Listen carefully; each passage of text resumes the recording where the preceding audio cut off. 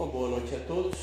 Como a Arlete já disse, meu nome é Juliano, Eu milito, vamos dizer assim, na área espírita há 6 anos, Já era simpatizante pelo menos há uns 20, Desde criança já sempre me interessei muito por esse assunto.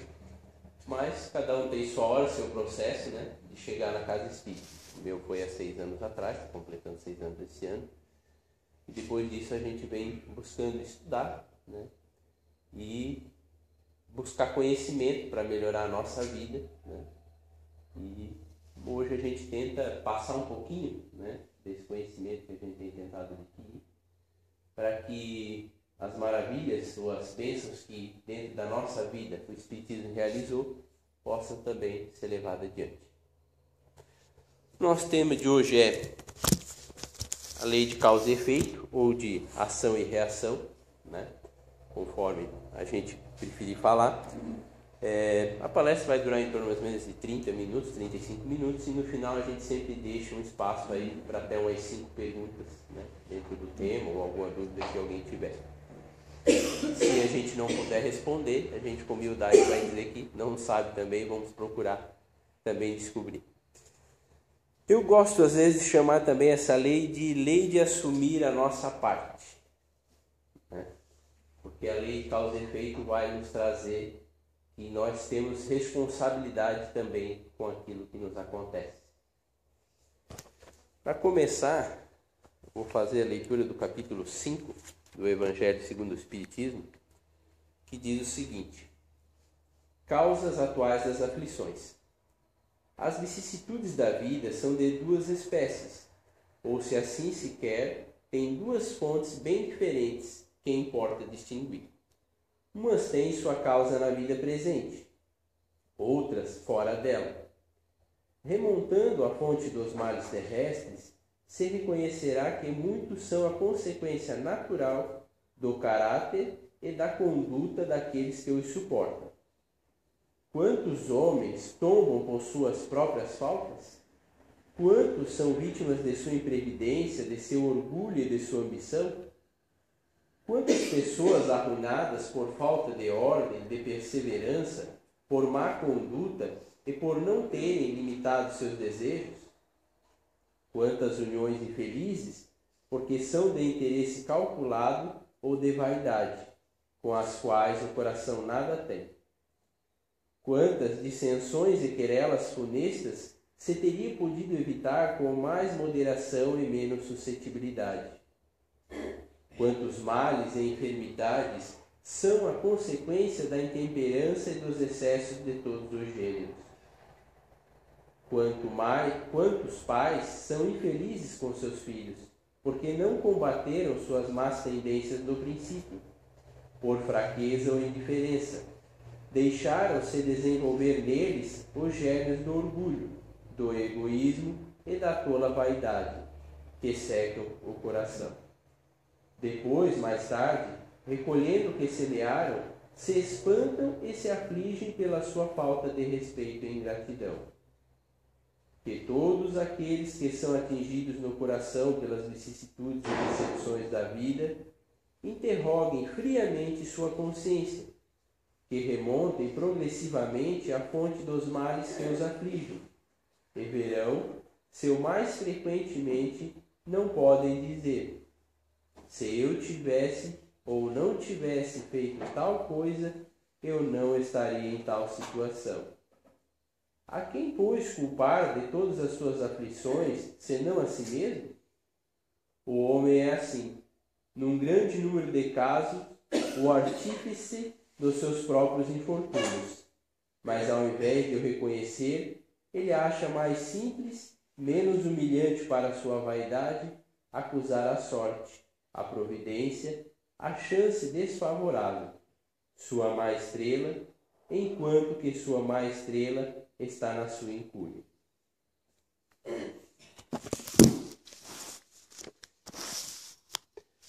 Nós sabemos que a lei de causa e efeito ela é uma lei de Deus, ela é uma lei universal, como a lei do trabalho, do progresso. Então ela é uma lei imutável, não existe mudança nessa lei. Só que muitas vezes dentro do Espiritismo, principalmente quando a gente começa a conhecer ele, a gente tem uma ideia um pouco errada de lei de causa e efeito. A gente tem ideia muitas vezes de ouvir: se eu dei um tiro em alguém nessa vida, na próxima vida eu vou ser assassinado por um tiro também. E a lei de causa e efeito não é bem isso. Existe uma parte dela que vamos subdividir, vamos dizer assim, o karma, que seria a parte física. Claro que se eu dei um tiro em alguém nessa vida, quando aquela bala atingiu o corpo físico da outro ser humano, automaticamente também atingiu o perispírito dele. E quando fez lá um ferimento no perispírito daquele amigo, daquele irmão que eu atirei, fez um aqui no meu também. Então isso é fato. Mas isso envolve uma coisa muito maior, porque Deus sempre nos diz, a doutrina nos diz, que nós temos a oportunidade de resgatar os nossos débitos pelo amor. Existe uma parte dentro da psicologia moderna que fala sobre as relações interfamiliares e intersocial. Que uma coisa reage sobre a outra, que uma ação reage sobre a outra. E isso é o que o Espiritismo nos diz. A psicologia nem sabe disso, né? Porque ela é uma ciência do mundo, mas o Espiritismo também nos diz isso. Eu costumo, até em tom de brincadeira, dizer que se a gente colocar um pastor evangélico, um padre e um espírita dentro de um presídio, uma casa de correção, durante um ano, com certeza o pastor vai sair lá com mais ovelhas para o rebanho dele. E por quê? Porque o pastor vai dizer: Deus ou Jesus perdoa os teus pecados, segue adiante. E o espírita vai dizer: Jesus está ao seu lado para te ajudar nas tuas faltas. Então essa é a visão do Espiritismo que a gente tem que ter. Somos sempre responsáveis por aquilo que nos acontece.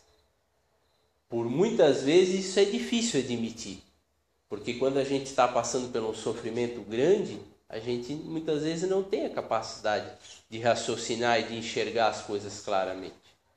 É muito mais fácil a gente fazer isso na hora que está tudo bem, na hora que a gente não tem problemas.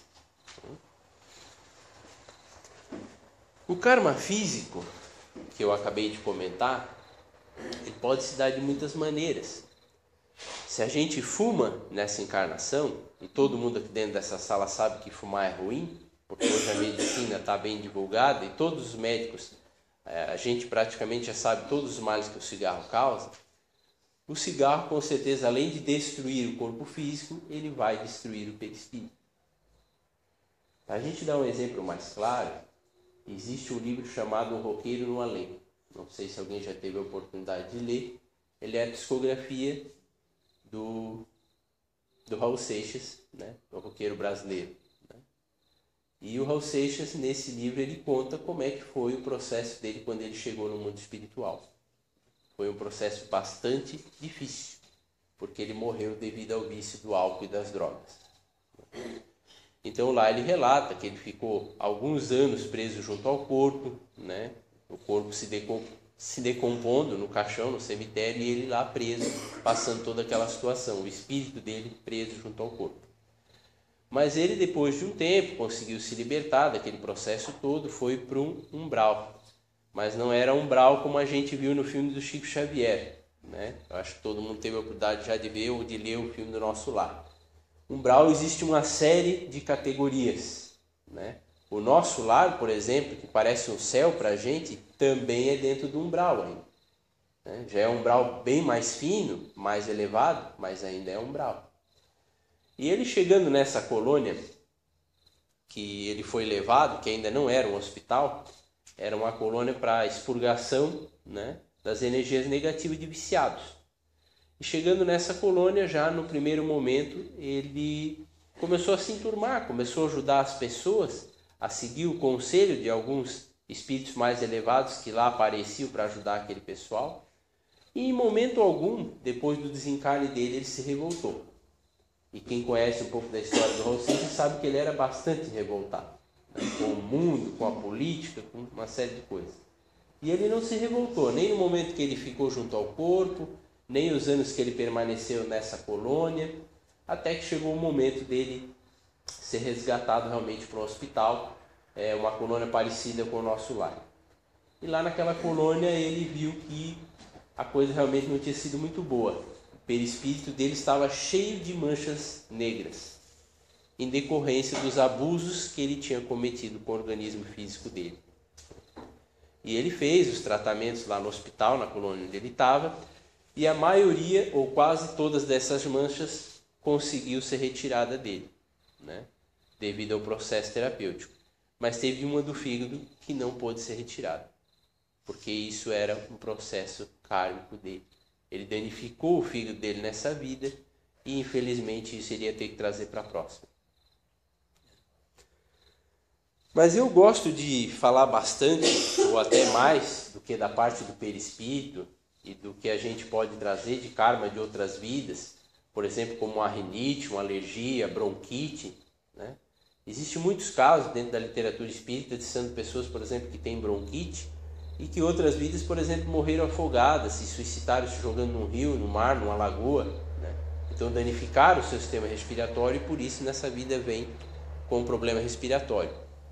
Mas eu gosto muito de falar da parte de sentimentos kármicos, porque o grande problema hoje ainda do nosso mundo, e que vamos dizer que a nossa evolução ainda não se deu ao ponto de melhorar isso, é os nossos sentimentos. A parte kármica física do perispírito é a mais simples de resolver. Agora, os nossos sentimentos eles podem durar milênios. A gente pode patinar milênios, às vezes em teimosias, em sentimentos de ódio ou de raiva. O karma de sentimentos a gente começa a perceber dentro da nossa família. Todos aqui, se for parar para olhar, têm os problemas dentro da família como existe na sociedade. A nossa família como um todo, contando tios, primos, avós, né? É uma sociedade miniatura. Existem problemas com drogas, com álcool, com outros tipos de vícios. Assim como existe na sociedade, dentro da nossa família também existe. E por que muitas vezes a gente tem dificuldade de relacionamento com os nossos irmãos, com os nossos pais, com os nossos cônjuges? Chico Xavier já dizia que nascemos na família que necessitávamos nascer. Então, se nós estamos na família certa, com as pessoas ao nosso redor certas, essa dificuldade de relacionamento, a gente tem que analisar. Ela tem que ter um porquê. E essa dificuldade vem das outras vidas. Esse realmente é o nosso verdadeiro karma. É os sentimentos de culpa, de ódio, de desentendimento que a gente traz de outras vidas. Muitas vezes, eu falo bastante, sou vendedor, e muitas vezes as pessoas vêm me perguntar, mas por que eu tenho tanta dificuldade de relacionamento, por exemplo, com o meu irmão? Mas o que será que vocês foram na outra vida? Porque se essa animosidade, vocês nasceram juntos, dentro da mesma casa, e já de criança vocês se atritavam, esse ódio gratuito não pode vir dessa vida. Vocês mal tinham conhecimento da vida para ter já uma intriga um com o outro. Então, com certeza, isso vem de outras encarnações. Só que aí vem a parte que eu falei, a lei de assumir nossa responsabilidade. Se sabemos que temos dificuldades familiares, que temos dificuldade, precisamos começar a fazer a nossa parte. Vamos começar a analisar o que nós podemos fazer para melhorar dentro desse relacionamento. Porque reclamar do outro, apontar o dedo para o outro, é o que a gente costuma fazer, é o mais fácil.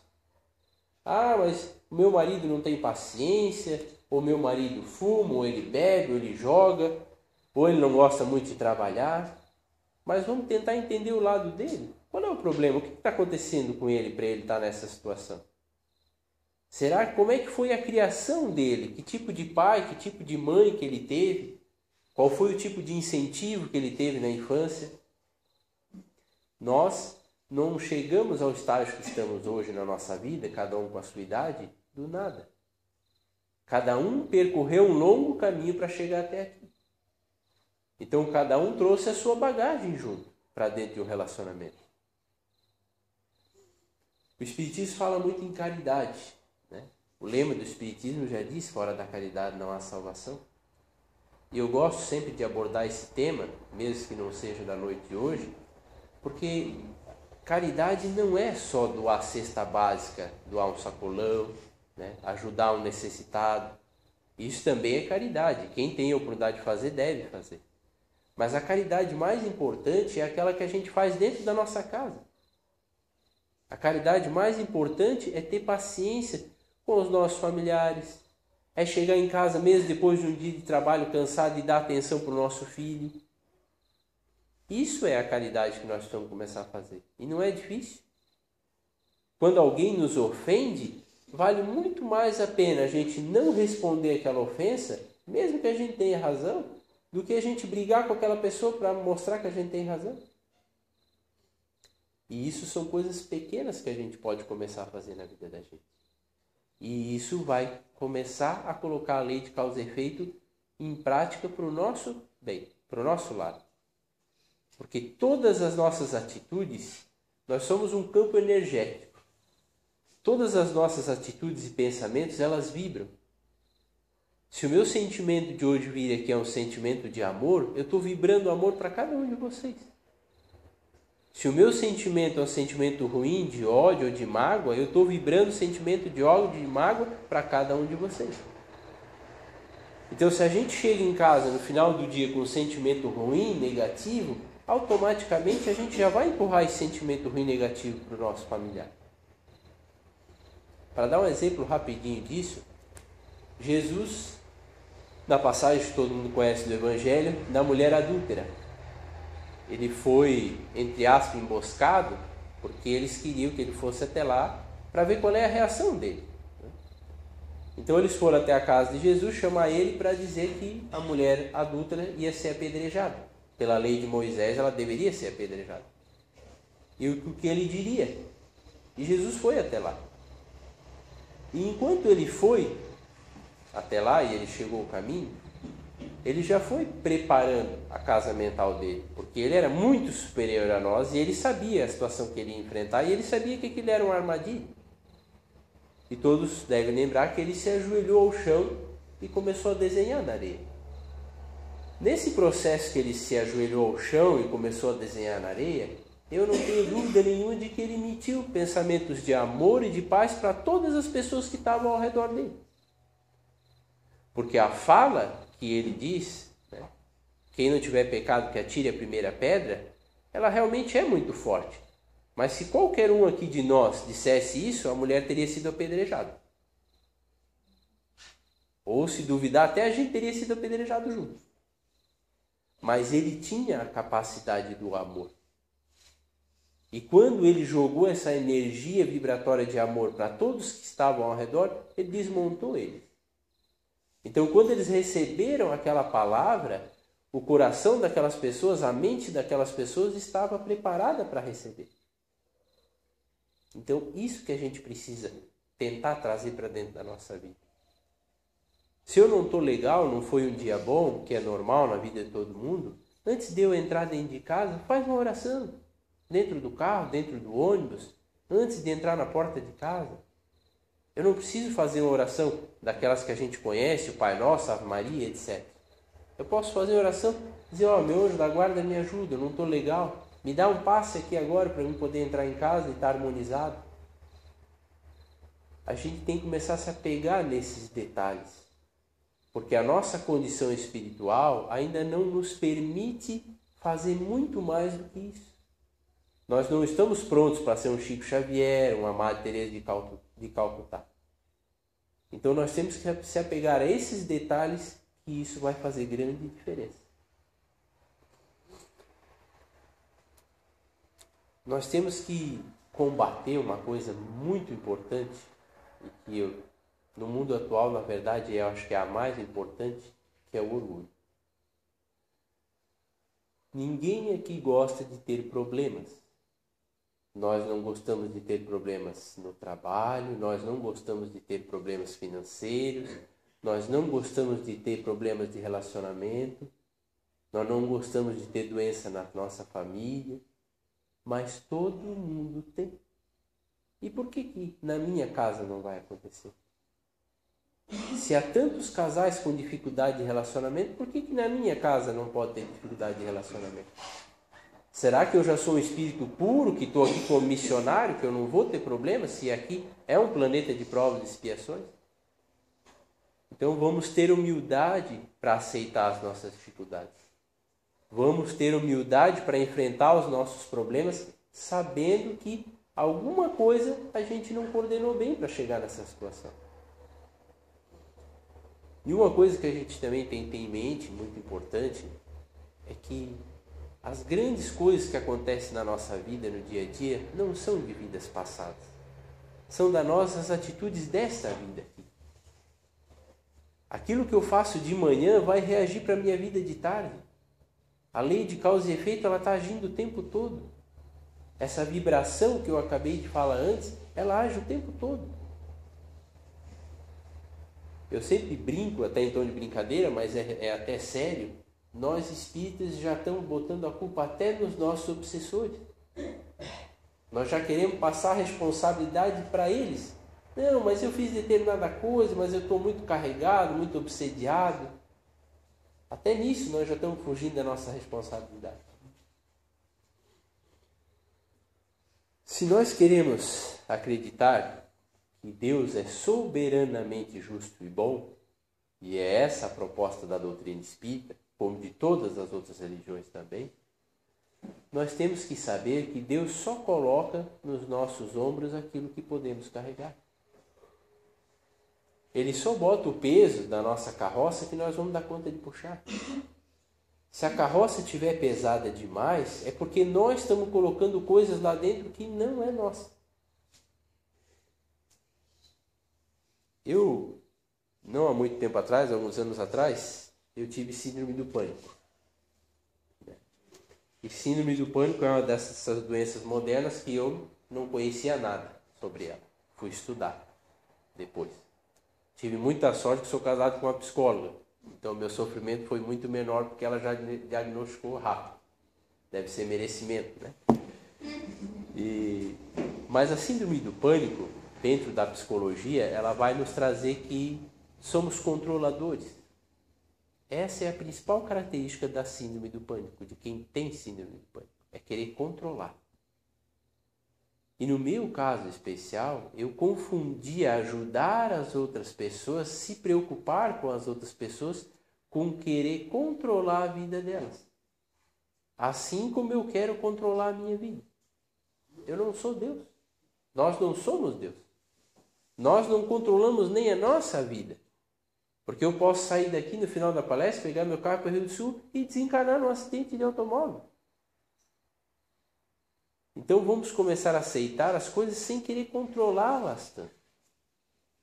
Todo mundo hoje na nossa sociedade tem um grande problema que é a pré-ocupação.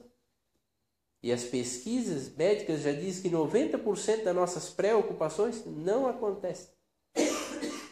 O Evangelho vai chamar isso de tormento voluntário. Nós criamos esse tormento para a nossa vida. Então, só nisso que eu falei até agora, se a gente for parar para pensar, a gente já pode melhorar muito a nossa vida. Com atitude simples. A preocupação ela é também falta de confiança, falta de fé.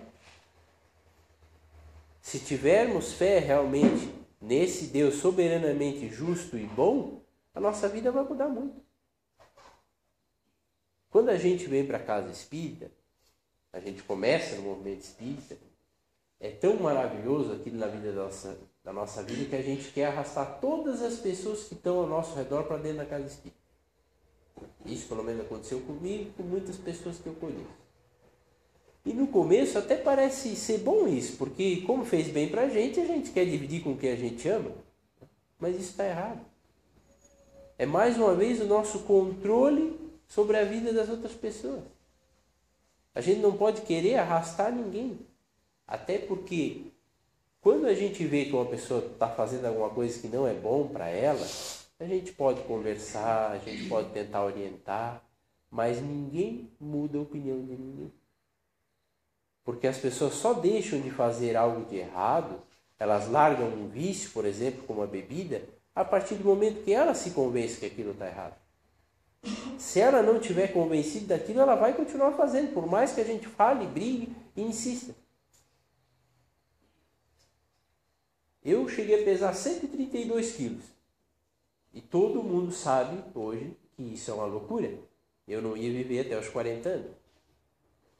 A minha mulher falou dia após dia que eu estava me matando. Mas eu não ouvi ela. Eu só tomei uma atitude diferente, perdi 30, falta mais 20, quando eu entendi que estava errado. Quando eu entendi que eu buscava resolver os meus problemas na alimentação. Tem uma passagem no Evangelho que fala um pouquinho sobre a reconciliação e sobre esses problemas de relacionamento. E diz o seguinte, é o capítulo 10. Reconciliar-se com os adversários. Reconcilia-vos o mais depressa com o vosso adversário, enquanto estáis com ele no caminho, a fim de que vosso adversário não vos entregue ao juiz, e o juiz não vos entregue ao ministro da justiça, e que não sejais aprisionados. Eu vos digo em verdade que não saireis de lá enquanto não houverdes pago até o último ceitil. Mateus capítulo 5, versículo 25 e 26. Quando Jesus disse isso para nós, porque ele deixou isso para chegar até nós, ele estava querendo dizer o quê? Que nós precisamos começar a resolver as nossas dificuldades já. Nós não podemos esperar mais um mês, mais um ano. Se eu tenho uma desavença com algum familiar, é a hora de começar a reconciliação já. Se eu tenho um problema com o meu marido, é a hora de começar a resolver já. E isso serve para todas as áreas da nossa vida. Nós não podemos esperar mais. Quanto mais a gente espera, mais sofrimento a gente traz para a vida da gente. Esta é a lei de causa e efeito. Quanto mais atitudes impensadas, mais sofrimento a gente vai trazer.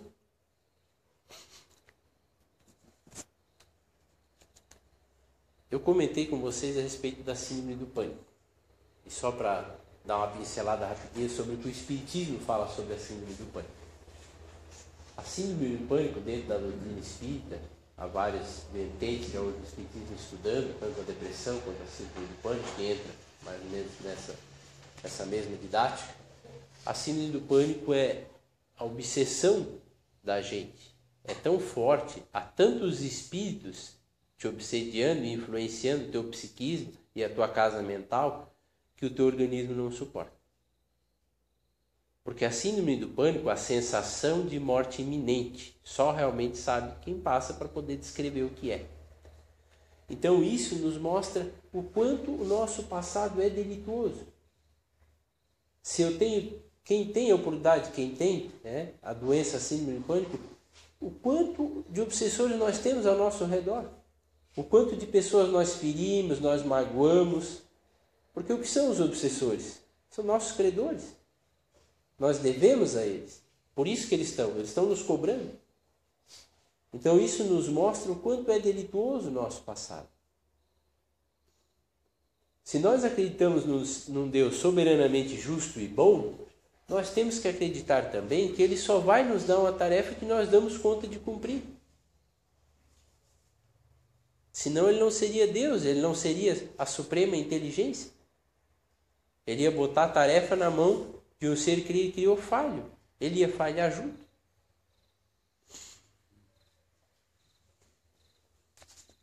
Nos momentos difíceis e de sofrimento é que a gente realmente conhece as pessoas. Porque nos momentos de alegria, nos momentos que está tudo bem, é fácil a gente tocar a vida. O difícil é a gente raciocinar em tudo isso que a gente veio trazer hoje quando a coisa está difícil, quando a barra está pesada, quando a gente está com um familiar doente, ou a gente está com um problema no trabalho grave. Só que é aí que nós temos que mostrar que somos verdadeiros cristãos, que somos verdadeiros espíritas, que a gente realmente acredita nessa doutrina. Porque conhecer a doutrina, por mais que seja pouco, É fácil. É só a gente ler. É só a gente estudar. Agora, colocar em prática esses ensinamentos, vivenciar realmente esses ensinamentos, isso é muito difícil. É bastante difícil. Uma das coisas que a gente pode fazer, a gente deve fazer, é começar a olhar um pouquinho o degrau abaixo da escada. Esse é o princípio da nossa melhora. Porque quando a gente começa a olhar um pouquinho para o degrau de baixo, a gente vai ver que o nosso irmão às vezes está numa situação pior do que a nossa. Porque a lei da física até vai dizer que quem está no degrau de cima vai dar a mão para quem está no degrau de baixo. Então vamos começar a olhar um pouquinho para o degrau de baixo. Vamos começar a olhar para o nosso irmão que às vezes está com uma dificuldade maior do que a nossa. O bem, eu costumo dizer que ele vicia. A gente fazer caridade para as outras pessoas vicia. Se você criar o hábito de visitar, por exemplo, um doente no hospital, eu tenho certeza que você não vai mais parar. Porque você vai se ajudar muito mais do que aquela pessoa que você está indo visitar. Todo mundo aqui sabe que nós temos um anjo da guarda, um espírito protetor. E a gente vai pensar, se todos nós aqui temos espíritos amigos, espíritos protetores, aquele doente do hospital também tem. E quando a gente vai lá fazer uma visita para ele e ajuda, a gente está comprando ou ganhando a amizade dos amigos espirituais dele também. Então, se a gente conseguir ajudar 1, 2, 3 pessoas, nós vamos ganhar a amizade dos amigos espirituais dele. E o nosso corpo de amigos espirituais vai crescer muito. E com certeza vai ser mais fácil a gente buscar essa sintonia. Vai ser mais fácil a gente buscar a sintonia do amor. Então vamos refletir um pouquinho sobre isso. Quem não tem oportunidade ou ainda não está preparado para fazer uma visita num asilo, ou no hospital, ou num presídio, procura às vezes olhar para o vizinho do lado, o familiar que está doente. Muitas vezes a gente começa a fazer coisas para os nossos próximos, mas vamos chamar de estranhos, e a gente esquece dos nossos familiares. Às vezes a mãe e o pai não moram tão perto, a gente fica 2 meses, 3 meses sem visitar o pai e a mãe. Vamos buscar sair daqui hoje com a ideia de que precisamos começar a modificar as coisas pequenas. Porque é nas coisas pequenas que vai transformar a nossa vida. Para encerrar, meus amigos, eu quero contar uma historinha que o Divaldo Franco nos trouxe, que é a história de Brian. Eu não sei se alguém já conhece. Brian era um metalúrgico americano, trabalhava numa montadora de automóvel. E ele morava em St. Louis, nos Estados Unidos. E num dia de outono, ele saiu do trabalho dele, final da tarde, já quase anoitecendo, como ele fazia todos os dias, e foi se dirigindo para casa a pé. Ele não morava muito longe. E numa das avenidas do bairro dele, ele avistou de longe que havia uma senhora parada ao lado de um carro. E quanto mais ele se aproximava, ele percebeu que o pneu do carro estava furado. E ele continuou caminhando, com a roupa de trabalho ainda meia suja, a barba por fazer.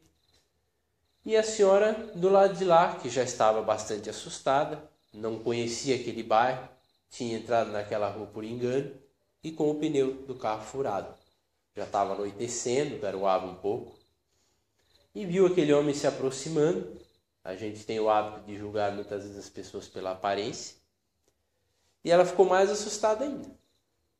Mas Brian foi se aproximando, chegou até próximo ao carro e disse a ela: a senhora está com um problema? Ela disse: estou. Então ele disse: mas não se preocupe, eu gosto de ajudar. Ele pediu que ela desse a chave do carro para ele.